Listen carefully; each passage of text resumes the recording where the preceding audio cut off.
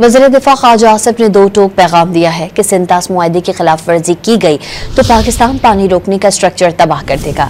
वफाकी वज़ीर ख़ारजा आसिफ ने सिंतास मुआहदे की मअतली पर मुतालिका फोरम से रुजू करने का ऐलान किया और वाज़ेह किया कि मुआहदे की खिलाफ वर्जी इतना आसान नहीं। भारत को आलमी सतह पर वो मौक़िफ़ नहीं मिला जिसकी वो तवक्को कर रहा था। ख्वाजा आसिफ ने यह भी कहा कि अमरीकी नायब सदर ने भारत के लिए फेस सेविंग की गुंजाइश रखी है।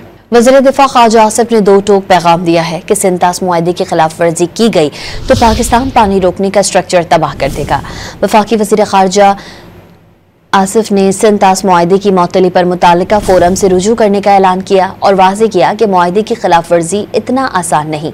भारत को आलमी सतह पर वो मौक़िफ़ नहीं मिला जिसकी वो तवक्को कर रहा था। ख्वाजा आसिफ ने यह भी कहा कि अमरीकी नायब सदर ने भारत के लिए फेस सेविंग की गुंजाइश रखी है।